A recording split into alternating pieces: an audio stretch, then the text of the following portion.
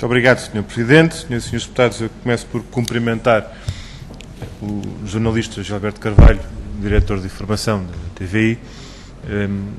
Ainda me recordo dos debates que tivemos nesta sala, salvo erro, sobre muito daquilo que temos estado aqui a discutir e a ouvir, sobre, na altura, a propósito das exigências colocadas à RTP, no quadro do pluralismo político-partidário,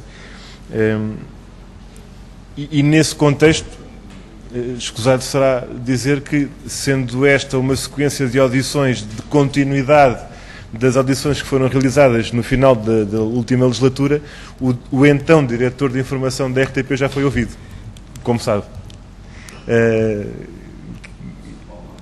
O atual não foi, há uma perspectiva de continuidade e, portanto, há um requerimento que retoma as audições anteriores e é por isso que a situação atual é esta. Mas, da mesma forma como nós, há momentos, estivemos a debater com a ERC, com o Presidente da ERC, o modelo de regulação, que é, digamos, o âmbito e o objeto destas audições, naturalmente que nessa altura, nessa audição, centrámos muito o debate sobre o regulador e o seu modelo orgânico, estatutário, legal, a forma como intervém, etc. E sempre com esta diferenciação que nós fazemos. Há o balanço do modelo de regulação e há o balanço da forma como esse modelo é aplicado, concretizado. E, portanto, também há pouco, Gilberto Carvalho fez essa destrinça e nós também a fazemos, exatamente. O que nós queremos é acrescentar à questão do regulador e do seu contexto os outros intervenientes, digamos assim, do modelo de regulação da comunicação social e da informação em Portugal.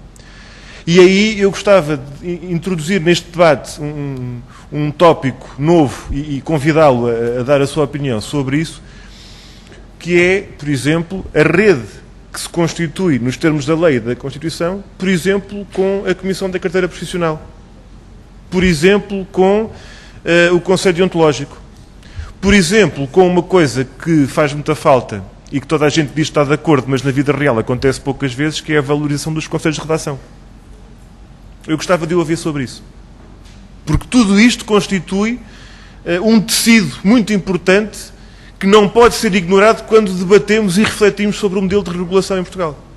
Portanto, esta é a primeira questão que eu gostava de lhe colocar. Compreendo a aparente contradição de quem começa por considerar que há demasiadas notícias sobre o regulador. Ainda há pouco também ouvimos essa preocupação ser relativamente desmistificada ou relativizada, dizendo que isto é uma coisa que acontece praticamente toda a parte, isto é uma coisa que não se deve, não nos deve estranhar muito, mas este afastamento entre regulador e regulados, eu gostava de lhe perguntar como é que considera isso no quadro da tal corregulação que considera que devia ser melhor. Ou seja, o meio de comunicação social, o órgão de comunicação social, é simultaneamente regulado e corregulador. Ou há quem diga que deve ser. E como há pouco dizia o Presidente da ERC, ninguém impede os órgãos de se autorregularem. Embora, depois, no concreto, o problema é quando não se vai muito além de uma espécie de pacto de não agressão. Começamos mesmo às 8 e não às 7h50, o telejornal. Fazemos estas referências e não aquelas.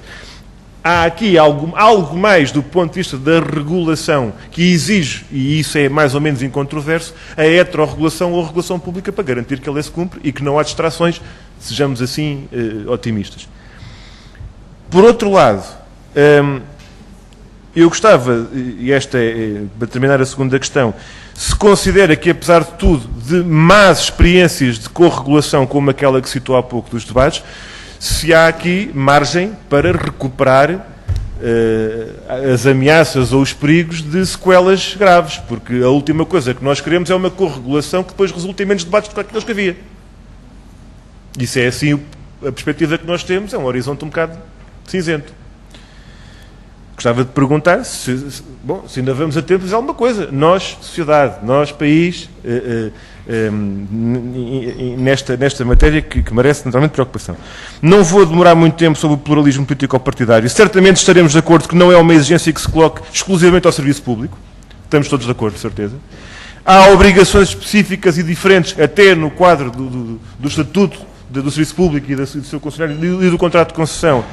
Mas não há isenções, digamos assim, e portanto o problema de fundo, já dissemos qual é há muito tempo e desde o início, é o das tais cotas, é o da tal folha de cálculo, e sobre isso a nossa posição sempre foi muito clara.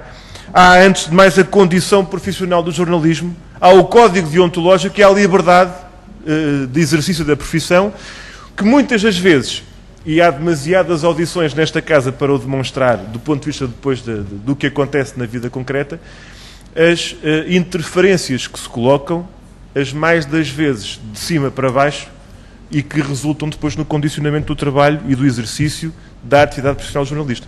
Não tanto relativamente ao Excel que falava e à folha de cálculo, mas por isso simplesmente de acontecimentos que são notícia e que não foram, por determinadas razões. Pronto, e esta é uma questão. Para terminar, agradecendo a pergunta do Sr. Presidente, último ponto muito rápido. Falou-se já na convergência dos meios, registamos e faz sentido o ponto que colocou sobre os meios que existem hoje e que merecem aqui uma atenção, por exemplo, os canais de cabo, etc. O que eu lhe pergunto é uma questão que também coloquei há pouco com o Sr. Presidente da ERC. Eu diria, a convergência de géneros. Porque o diretor de informação da TVI, salvo esclarecimento melhor agora, pouco terá a dizer sobre as reportagens que não se chamam reportagens que aparecem em programas de entretenimento à meia da manhã ou à meia da tarde. E isto exige regulação e exige uma atenção que não incumbe apenas ao regulador. Eu gostava de ouvir a sua opinião sobre esta questão, cada vez mais nos tempos que correm, e exige uma atenção da nossa parte e um olhar diferente e um olhar crítico sobre essa matéria. Muito obrigado. Muito obrigado.